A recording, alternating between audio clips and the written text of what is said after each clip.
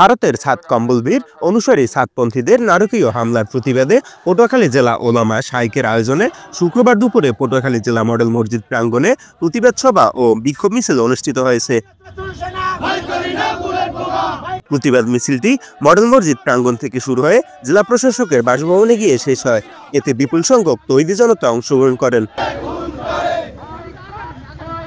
মোহাম্মদ আব্দুল হক কাউসারীর সভাপতিত্বে এ সময় উপস্থিত ছিলেন জেলা ইমাম পরিষদের সভাপতি মাওলানা আবু সাইদ, জেলা জামিয়াতুল উলামা ইসলামের সভাপতি মোহাম্মদ আব্দুল হক কাউসারী প্রমুখ।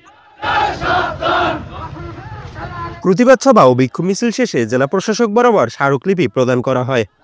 প্রতিবাদ সভা ও মিছিলে বক্তারা বলেন, ছাদপন্থীদের সন্ত্রাসী কার্যক্রম বন্ধে সরকারকে কঠোর পদক্ষেপ নিতে হবে।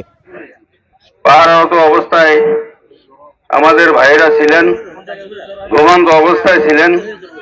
রাত্র 3:30টার দিকে সাদিয়ানি গ্রুপ তারা হত্যাযজ্ঞ চালাইছে। এরপরে সেখানে ময়দানের ভিতরে ঘুমন্ত মানুষ, তাদের উপর আক্রমণ চালাইয়া 4 জন ভাইকে শহীদ করেছেন। আমরা এরই প্রতিবাদ জানানোর জন্য, এবং অসংখ্য মানুষ হসপিটালে আছে, বিভিন্ন জায়গায় ওনারা চিকিৎসারত অবস্থায় আছেন।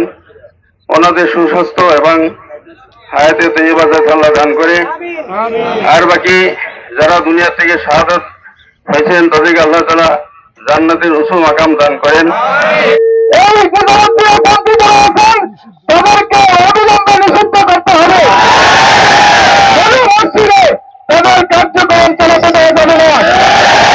যারা মুসলমানদেরকে হাত করে, যারা মুসলমানদেরকে হত্যা করে, তারা আবার কিসের দাওয়াত দিবে?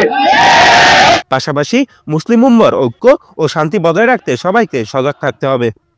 গোপাল হালদার, স্বাধীনতা টিভি বাংলা, পটুয়াখালী।